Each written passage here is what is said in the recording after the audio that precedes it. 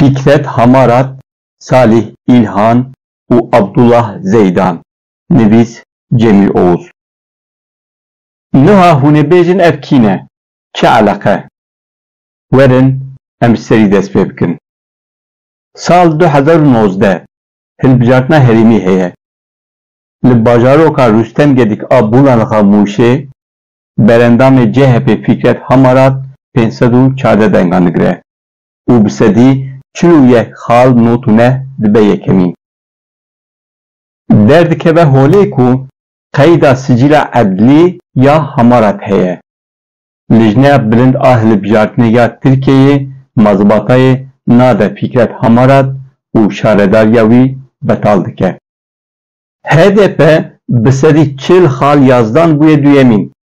Berendamê HDP Salih İlhan e. YSK bang li İlhan dike ku mazbatayê bide wî. HDP biryarek wisa digire. Em wekî rêgez vê yekê qebûl nakin. Yê gel hilbijartiye YSK nikare betal bike. Li vir divê hilbijartin jinû ve bê çêkirin. Em banga jinû ve li darxistina hilbijartinê dikin. Ger astengiyeke li pêş berendam hebe divê YSK di dema serî lêdanê de binirxanda nedinirxandibe ev yek bêhukûkiya YSK ye. YSK gavek din li gor desthilatî avêtiye. Paşê çi bû? Paşê berendamê HDP çû mazbata bigire.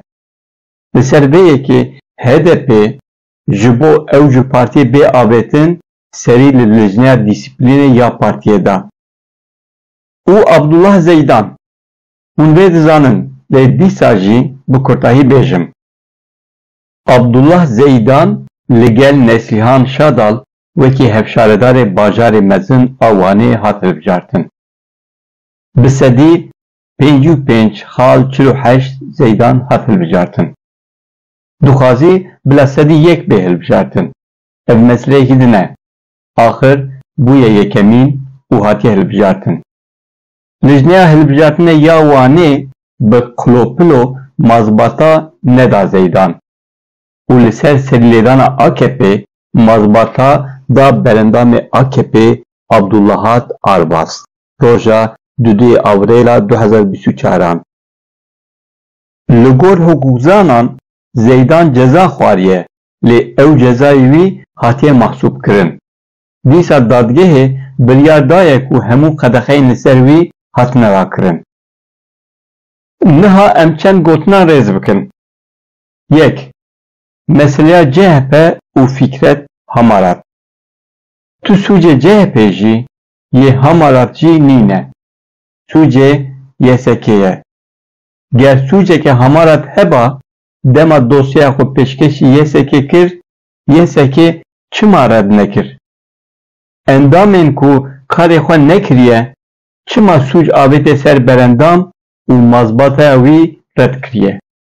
Çi sûcê wî, partiya wî û hilbijêrên wî heye? Ev mînak ji bo Abdullah Zeydan jî derbas dibe. Dudu, HDP ku bû duyemîn girtina mazbataya kesê hatiye hilbijartin û partiya bûye yekemîn red kir. Yani gaveke bi rûmet avêt. Ji aliyê rûmetê ve jî, ji aliyê bîna gel ve jî biryara HDP biryareke bi rûmet e. û niha AKP ku ji roja hatiye avêtin ve qala edaleta Hezretî Ömer dike çi kir? Ne guhda edaletê ne guhda hilbijêran. Bi ser de wê bixwe ji bo girtina mazbatayê serî lêda. Sisi, Abdullah Zeydan bi her awayî masûm e. Çima? Ji ber ku ew endamê gelekî feqîr, reben, endamê gelekî bêmaf e. Ew jî wekî hemû endamên rûmet ên vî gelî ji bo mafê vî gelî tê dikoşe. Girtina wî jî divê çarçoveyê de. Li aliyê din gel ji aliyê hukûka Tirkiyeyê ve jî binêrin ji xwe cezayê xwe kişandiye. Bi ser de dadgehê maf daye kê ku dikare siyasetê bike bibe şaredar. Bi ser de jî ev berendamtiya wî yeksekî erê kiriye û hatiye hilbijartin. 4. Hukuknas dibêjin di dîroka Komara Tirkiye de yekem car binpêkirinekî hukukî a bi vî rengî çêdibe. Baş e wê niha çi bibe? Dem Partî wê li cem yeksekê îtirazê bike. Kurd wê berxwe bidin. Wê vîna xwe teslîmê dizan nekin. Bi ser bikevin û mazbatayê bigirin wê rewş bi awayê normal bimeşe. Lê li gel hemû berxwedanê mazbatayê negirin û li gel hemû tiştî yeksekê mazbatayê bide berendamê AKP li holê heya hukukê namîne. Ev hukuka Tirkiye ya hatiye asla jêrîn wê hê jêrtir here. Ev yek li bajarên Kurdan jî li bajarên Tirkiye jî dê rê li ber gelek bêhukukiyên din veke. Ha, Kurd hînbûyiyên rewşên wisan e. Divê Tirk bixwe bifikirin. Gerçend tiştên din jî em lê zêde bikin. Kurd tu demê serî natewînin. Şaredariyên Kurdan ev 8 sal bûn dibin destê kayyûman de bûn Kurdan serî netewan niha wê bitewînin. Ya din hemû navçe û endamên Meclisa Şaredariyê ya wanê di destê Dem Partî de ye. Ew ê bi têra xwe berxwe bidin û wanê birêve bibin. Helbet berî vê Kurd wê vîna xwe mazbatayê xwe teslîm nekin. Çend gotin jî ji bo berendamê AKP. Ji bo AKP em êdî tiştek nabêjin, ji xwe ev 25 salin em têra xwe nas dikin. Lê ji bo berendamê wan arvas em bêjin.